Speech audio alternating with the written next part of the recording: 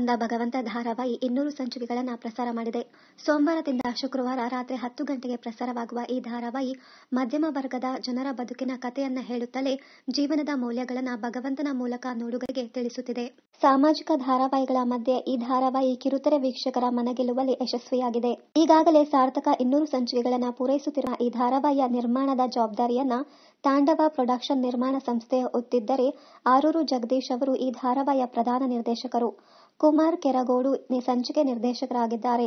ಇನ್ನು ನಟ ನಿರ್ದೇಶಕ ನವೀನ್ ಕೃಷ್ಣ, ನಟಿ ಕೃತಿಕಾ ರವೀಂದ್ರ, ಹಿರಿಯ ನಟರಾದ ಉಮೇಶ್ ಎಂಎಸ್, ಭಗವಂತನ ಪಾತ್ರಧಾರಿಯಾಗಿ ಕಾರ್ತಿಕ್ ಸಮಗ್, ಅಂಕಿತಾ ಜಯರಾಮ್, ಅನುರಾಗ್, ಶೋಧಕ್ ಬಸ್ರೂರ್, ಅಶ್ವಿನಿ ಸೇರಿದಂತೆ ಬಹುತಾರಾಗಣ ಈ ಧಾರಾವಾಹಿಯಲ್ಲಿದೆ. ಮಧ್ಯಮ ವರ್ಗದ ಜನರ ಸಿಂಪಲ್ ಕಥೆಗಳನ್ನು ಇಟ್ಟುಕೊಂಡು ಶುರು ಮಾಡಲಾಗಿತ್ತು. ಪ್ರತಿ ಮನೆಯ ಕಥೆಗಳನ್ನು ತೆಗೆದುಕೊಂಡು ನೋಡುಗರಿಗೆ ಇದು ಅವರದೇ ಮನೆಯ ಕಥೆ ಎನಿಸುವಂತಿದೆ. ಭಾವನೆಗಳ ಜೊತೆ ಹಾಸ್ಯವೂ ಕೂಡ ಈ ಧಾರಾವಾಹಿಯಲ್ಲಿದ್ದು, ಇದು ಸಾಮಾಜಿಕ ಧಾರಾವಾಹಿಗಳ ರೀತಿ ಅಲ್ಲ. ಭೂಮಿಗೆ ಬಂದ ಭಗವಂತ ಧಾರಾವಾಹಿಯಲ್ಲಿ ಭಗವಂತನ ಭಕ್ತನ ಉದ್ಧಾರಕ್ಕಾಗಿ ಯಾವುದೇ ಪವಾಡ ಮಾಡುವುದಿಲ್ಲ. ಧಾರಾವಾಹಿಯ ಹೀರೋ ಶಿವಪ್ರಸಾದ್ ಕಣ್ಣಿಗೆ ಕಾಣುವ ದೇವರು ಒಂದಷ್ಟು ಸಂದೇಶ ನೀಡುತ್ತದೆ.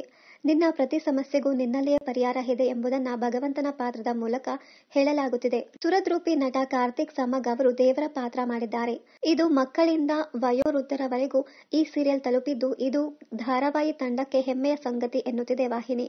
ಇನ್ನಷ್ಟು ಕನ್ನಡ ಧಾರಾವಾಹಿ, ಸಿನಿಮಾ ಹಾಗೂ ಬಿಗ್ ಬಾಸ್ ಕನ್ನಡ ಸೀಸನ್ 10ರ ಡೈಲಿ ಅಪ್ಡೇಟ್ಸ್ಗಾಗಿ ಚಾನೆಲ್ ಅನ್ನು ಸಬ್ಸ್ಕ್ರೈಬ್ ಮಾಡಿ. Thank you.